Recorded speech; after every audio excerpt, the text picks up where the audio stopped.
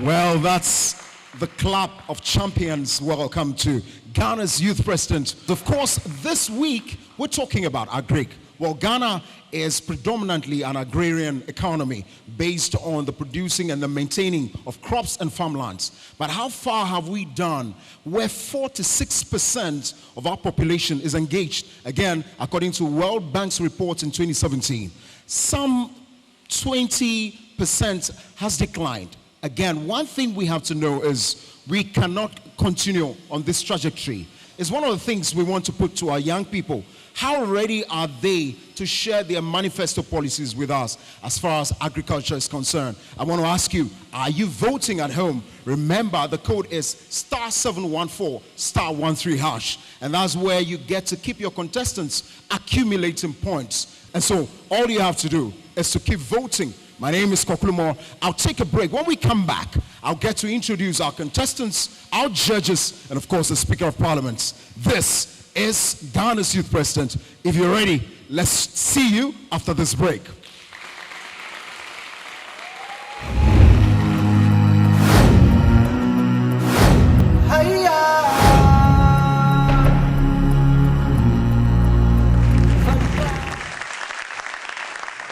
Now, ladies and gentlemen, let the battle begin. Judges, Speaker of Parliament, if you're ready, let's welcome from the Sarchifo cabinets, locking horns with Democrats. Let's welcome Amachi Agesting to my left. He takes on Democrats cabinets, Achiri Abraham to my right. This is how we celebrate ourselves here, but of course it's competitive. We're looking for the dexterity and the oomph, just as I've always said. And now, I'll start off with you, Amachi Agesting. You have 6 minutes to present your manifesto policy to the viewers, the people, judges, and Speaker of Parliament. Take it away. Right, Honorable Speaker, panel of judges, colleague ministers, all protocols duly observed. Ladies and gentlemen, I respond to the name Augustine Akwa Amachi. I am the Minister for Food and Agriculture under the Secretary for Sarchifo Cabinet. I am the Youth MP for Akim Oda constituency. Madam Speaker, I stand before the House today to provide my manifesto policies. And before that, I will say a few things pertaining to agriculture in Ghana today. Madam Speaker, agriculture is one of the key sectors that our country cannot live without. This means that if agriculture goes wrong, then there are high chances that other sectors may not go right. Madam Speaker, agriculture contributes about 54% of Ghana's GDP, which is about 99,307 million Ghana cedis. Madam Speaker, under the presidents of His Excellency Ivan Soki having appointed me to be the Minister of Food and Agriculture, I thereby stand before the House to read my manifesto. Madam Speaker, first of all, the policy that I'm bringing on board is the Youth in Agriculture policy. Madam Speaker, this policy is to bring the youth together. This is because statistics shows that in 2008, employment rate under agriculture was 52.6, but currently employment rate is 29.2. This means that the youth are no more into agriculture. Therefore, with my first policy as Youth in Agriculture policy, I'm going to make sure that agriculture becomes a business venture for the youth and also motivate them to stay in their rural areas, so we will help them to improve if only they have interest in agriculture. And I know that the youth of today have interest in agriculture. Madam Speaker, could you believe that about 4,700 arable lands uncultivated are in Ghana? This means that when these youth are brought together, we will be able to find lands for them to work with so we can increase production. Madam Speaker, my second policy deals with the e-wallet policy. This policy talks about how best we will be able to change the methodology with which fertilizer is being distributed to farmers. Madam Speaker, last year Ghana lost about $12 million in fertilizer, which is appalling. In 2019, Ghana lost about 1,000 bags of fertilizer smuggled to Burkina Faso. All these are ways which I will see to it that I bring an end to the smuggle of fertilizer in this country. So therefore, I am going to make sure that every farmer in Ghana is registered so that we will go by the biometric way with which fertilizer can be distributed to them. And I know that with so doing, it will either limit the smuggle of fertilizer or eradicate fertilizer smuggling. Madam Speaker, my next policy is agriculture education policy. This policy guides and advises farmers regarding to the adaptation of new technologies and also improve on their agriculture sector so we can be able to produce a lot in this country. Madam Speaker, pertaining to the COVID-19 issue, we all saw that the people or countries with which we depend on them for foods were on a hot. So therefore, we were also stuck. And I could see to it that Ghanaians were patronizing made in Ghana food, pardon me to say this in our local dialect, as abibifomo. And if Ghanaians were able to patronize this food produced in Ghana because of COVID-19, then why are we saying that we can't buy made in Ghana food? We should be able to buy what we produce. I am going to make sure that we bring limits to importations of foods. Madam Speaker, I would like to acknowledge Honorable Osu Afriye. For the past 3 years, Ghana do not import maize because he has increased the maize production from 1.9 metric tons per hectare to 3 metric tons per hectare, which is a great achievement, and I give them credit on that. Madam Speaker, to end my policy, I am going to make sure that I speak to those who are in position of leadership as traditional leaders is concerned, to see to it that the lands, the arable lands which I mentioned, they will see eye to eye with the ministry. So young individuals who have interest in agriculture, we will be able to provide them with jobs. And with so doing, I believe and know that I will be able to improve on the agriculture sector. Madam Speaker, permit me to end here. Thank you very much. Thank you very much, and that's Amachi Augustine from the Osage Pro Cabinet. Ladies and gentlemen.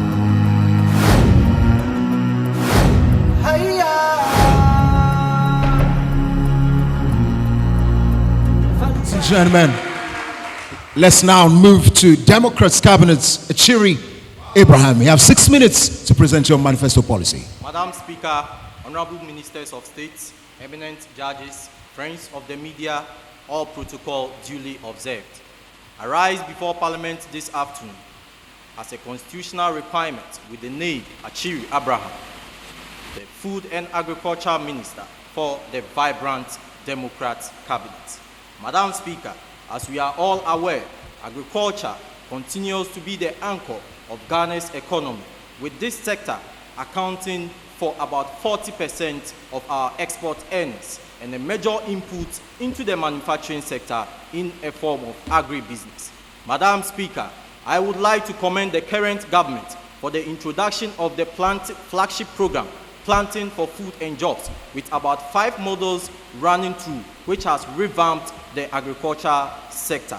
Madam Speaker, I would like to also thank the Honorable Minister, Mr. Kweku, Dr. Kweku Owusu Afriye, for the tremendous effort he has played in this flagship program.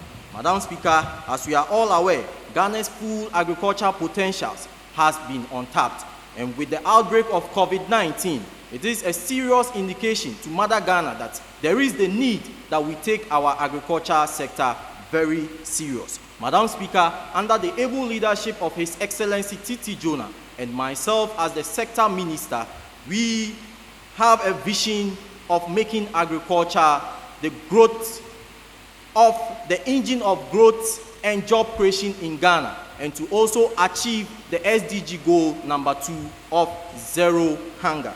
Madam Speaker, with a budget allocation of $2 billion, we also aim at increasing our current GDP rate of 19.7% according to the Ministry of Finance 2020 to about 30.1% during our tenure of office. Madam Speaker, I present to the House 6 key policies, and with its implementation method, I intend to embark on as a sector minister. Madam Speaker, we are improving our local production efficiency to meet the country's demand and in return, reduce importation drastically. Madam Speaker, on our second policy, we are looking at creating a robust ready market for our farm produce. Madam Speaker, we are also looking at a modernized agricultural mechanization system. Madam Speaker, we are also looking at a policy that will guide our processing, storage, and transportation. Madam Speaker, we are also introducing new commodities onto the world market. And finally, Madam Speaker, we are tackling security.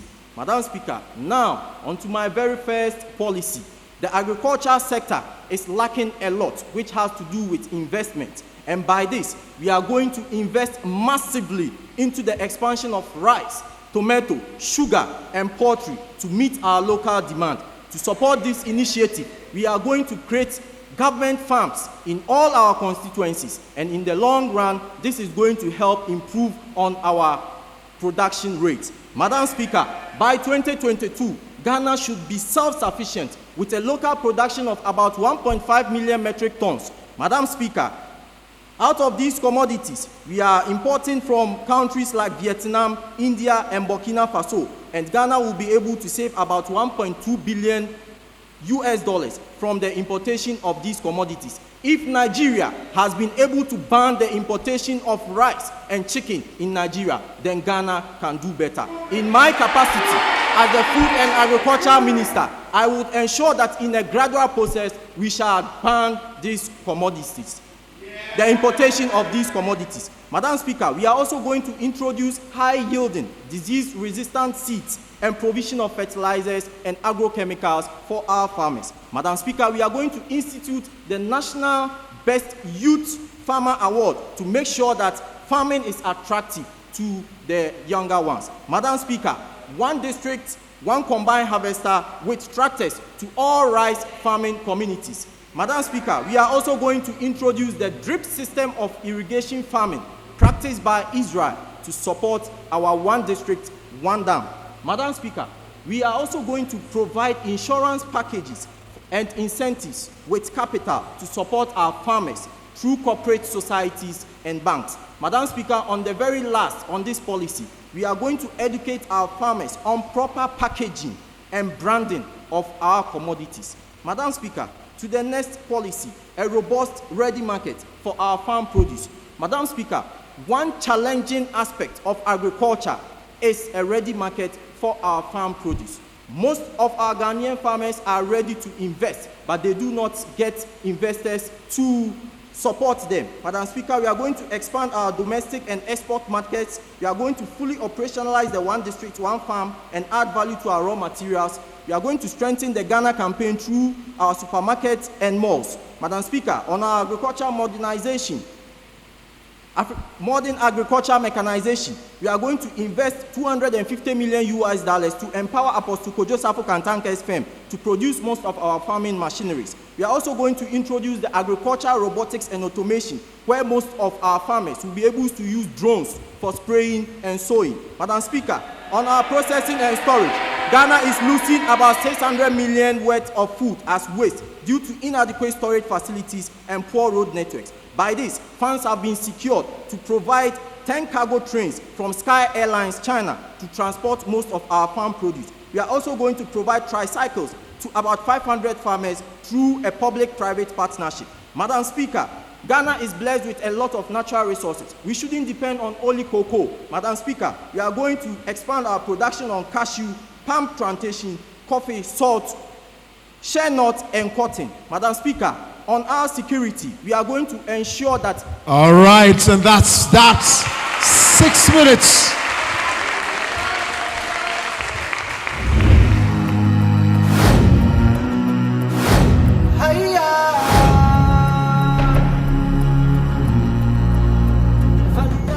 But hey, let's go to the judges. I see Jignesh Viradia smiling.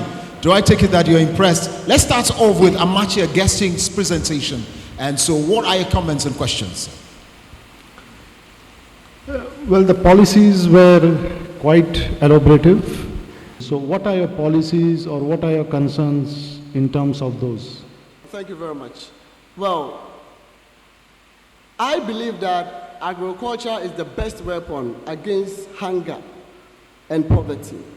And everybody will invest when it comes to agriculture, because at the long run, he will also, or the investors will also gain something from it. So I will partner with private individuals so that we will seek measures pertaining to the infrastructure, the poor infrastructure that are poor, that affects the agricultural sector, taking into consideration roads, seeds which are not well improved. I'm sorry to cut you. I'm talking about the practices of using genetically modified seeds practices. How are you going to treat that issue? Well, thank you. Well, we look to quality in terms of improving seeds. So therefore, there are other companies with which, when we negotiate with them, they can assist us when it comes to quality in terms of improved seeds, so we can improve better seeds for them. Okay. All right, so that's for Jignesh Viradia. A round of applause for that one. I think I'm excited. Well, let me quickly go to Dr. Kukubaini. What do you make of our guesting's presentation and questions? Yes. I think your presentation lacked a bit of solution focus. Okay? You said you will get the youth to venture into business. You just said that. But business is a big deal, as you know. What are the strategies that you have in place getting the youth into agricultural business? What are the strategies? Well, thank you very much. Well, in my submission, I said that I'm going to help the youth who have interest in agriculture. And I also said that Ghana has about 4,700 arable uncultivated land. So therefore, we will speak to land. I will come again with a policy called the land reform policy. Speak to those who are in position of leadership pertaining to tradition, so we can negotiate with them. So the arable lands, we can use it, or the youth are located within the locality where the arable lands are found, we can help them utilize that arable land.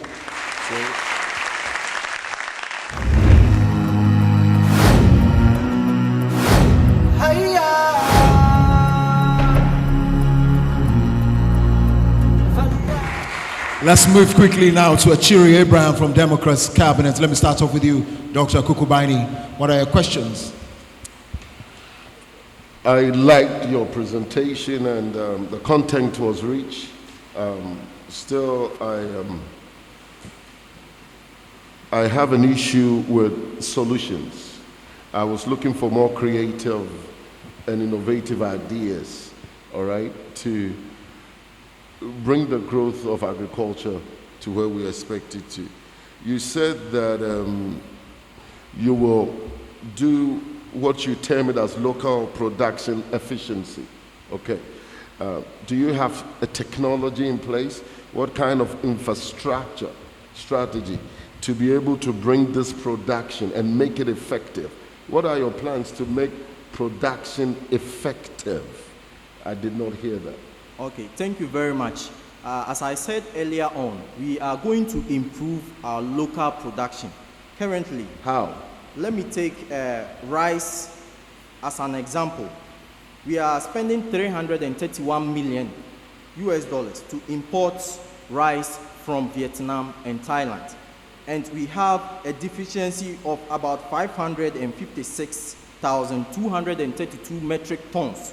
So using this as an example, that means we still have to improve on our production rates, How? which will enable us get there. Now, we are going to ensure that we introduce high-yielding seeds.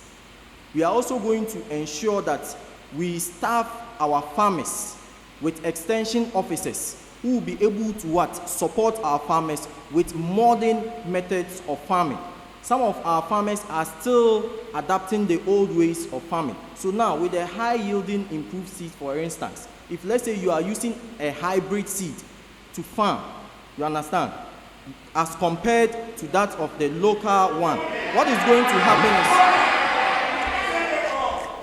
to happen is if we are able to cultivate our rice, extend our production rates, you understand, through some of these measures, also support our farmers with incentives, because farming has to do with capital. So if you are ready to farm and we are not supporting you with incentives, capital, the requisite knowledge, we will not be able to improve on our production rates. So these are some of the measures we want to put in place to support our farmers. All right, so that's that. All right, so let's go to Mr. Jignesh Viradia. You're smiling. Okay, so in continuation with my co-judge, I still want to emphasize on the same question is how. How would you make sure that the production capacity enhances? What are the precise steps that you will take? Okay, thank you very much. With the improvement on our local production capacity, that is why, first of all, we need to tackle availability of a ready market. Because one, if we have farmers who are farming, but at the end, we don't have investors or available market for these products, we might not be able to achieve our target. We have an import deficiency of $331 million of rice. So market is already there. So there is no insecurity from that perspective that where is the market? The market exists and it's even more bigger. So as I said, with the improvement on our capacity, we need to ensure that, as I outlined over here, we are going to ensure that we provide our farmers with incentives and a startup capital. Then we now look at how to staff them with agriculture extension officers. Incentives here has to do with a policy direction. One thing I have realized about our farming is that farmers do not have a policy direction. Some people would farm from a younger stage up to an older stage, and they will end up retiring from farming without anything better. So basically, a policy direction to make it 20 has to do with the farming, modern methods of farming. And as I spoke about hybrid seeds, if let's say with corn, someone is using an Obatampa seed, you understand, he will be able to, his production level is not compared to that of the one using an Edicanfo seed. All right, ladies and gentlemen. The contestants are also asking, but hey, you at home, what are you asking? What are your opinions? The young people have shared. One thing you have to do is that the judges are going to score 60%, you have 40%. Star 714, star 13 hash is the code to vote. We'll take a break. When we come back, we're back with two more to see what ideas they have as far as agriculture is concerned. We'll be right back after this break.